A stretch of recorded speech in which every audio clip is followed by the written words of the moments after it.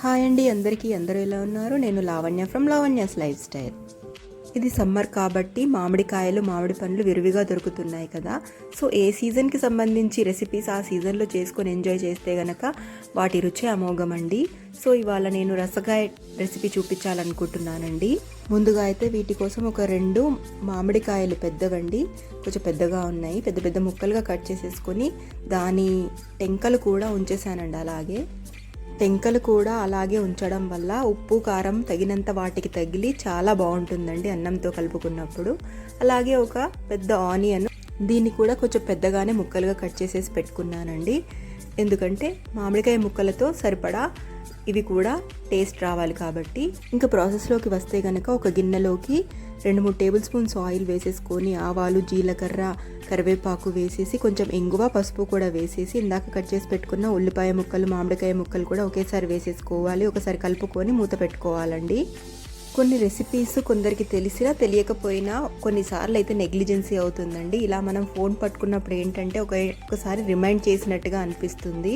ఇలాంటివి చూసినప్పుడు ఆహా చేసుకోవాలి అనే ఆలోచన అయితే వస్తుంది.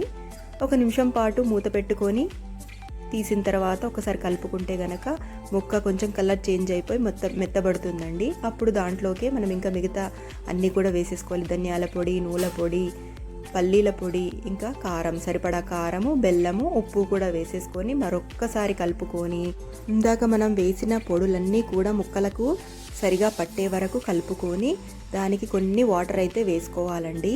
మరీ ఎక్కువగా కలుపుకోకూడదు, వాటర్ కొన్ని మాత్రమే వేసుకొని ఒకసారి కలుపుకొని మరొక్కసారి మూత పెట్టుకోవాలండి. అంతే, ఒక 2 నిమిషాల తర్వాత అయితే టేస్టీ కట్టా మీఠా రసగాయ అయితే రెడీ అయిపోతుందండి. ఇది అన్నంలోకి అయితే చాలా బాగుంటుందండి. అంతే, మూత తీసిన తర్వాత పైన ఆయిల్ అంతా పేరినట్టుగా అనిపించిందంటే రెసిపీ రెడీ అయిపోయినట్టే. ఇంకా వేడి అన్నంలోకి అయితే చాలా బాగుంటుందండి. ఇక చెప్తుంటేనే నోరు ఊరిపోతుందండి. వేడి అన్నంలోకి ఈ రసగాయను టెంకతో పాటు చప్పరిస్తే కనుక చాలా బాగుంటుందండి. మీరు కూడా ట్రై చేసి తప్పకుండా ఎలా అనిపించిందో నాకు కమెంట్ చేసి చెప్పండి. ఇంకా కాంబినేషన్ జంతికలు కరకరలాడేవి ఏవైనా ఉంటే కనుక చాలా బాగుంటుందండి. ఆ రోజు టేస్ట్ అయితే సూపర్ లంచ్లో. ఇంకా మీరు నా ఛానల్ని సబ్స్క్రైబ్ చేసుకోకపోతే ఇప్పుడు తప్పకుండా సబ్స్క్రైబ్ చేసుకోండి. అండ్ ఈ వీడియోని లైక్ చేయండి, షేర్ చేయండి కూడా. ఇలాంటి మంచి వీడియోల కోసం తప్పకుండా నా ఛానల్ని చూస్తూ ఉండండి. Thank you for watching.